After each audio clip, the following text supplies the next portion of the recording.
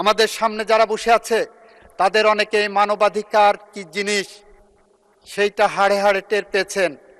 আমি আবারও বলছি, বাংলাদেশের ইতিহাসে মানবাধিকার লঙ্ঘনের শিকার সবচেয়ে বড় পরিবার হলো জিয়া পরিবার।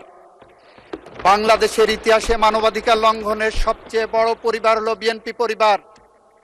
বাংলাদেশের ইতিহাসের সবচেয়ে জঘন্যতম অপরাধের শিকার হলো বিএনপি পরিবার এবং জিয়া পরিবার। আমাদের সামনে বসে আছেন মানবাধিকার লঙ্ঘনের চরমতম শিকার আমাদের মাননীয় প্রধানমন্ত্রী। আমাদের মানবাধিকার সম্পর্কে বিন্দুমাত্র কোনো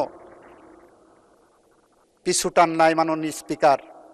আমরা বলতে চাই, বাংলাদেশে আর কোনো মা যাতে তার সন্তানকে ক্রসফায়ারের নামে না হারান, বাংলাদেশের আর কোনো মা যাতে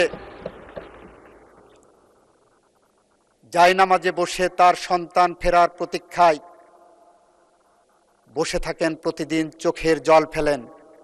আমরা চাই না বাংলাদেশে আর কোনো মানুষ মিথ্যা গায়েবী মামলা না শিকার না হন। মানে স্পিকার, আপনাকে একটা স্ট্যাটিস্টিক দেই, এই সরকারের বয়স প্রায় 42 দিন হয়ে গেছে। এই সরকার চাইলে প্রতিহিংসার রাজনীতি করতে পারতেন। 42 দিনে বাংলাদেশের একটি মানুষও ক্রস ফায়ারের শিকার হয়নি।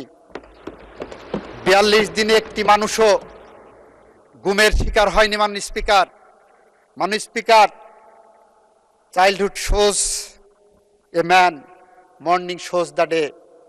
এই সরকার মানবাধিকারের কোন পথে হেঁটে যাবে, মানবাধিকারের রেকর্ডই বলছে আমরা সেই পথ ধরে হেঁটে যাচ্ছি। সুতরাং আমি আপনার মাধ্যমে মহান সংসদকে আহ্বান জানাবো, এই আইনটি পাশ করা হোক সবাই মিলে। আপনাকে ধন্যবাদ মাননীয় স্পিকার।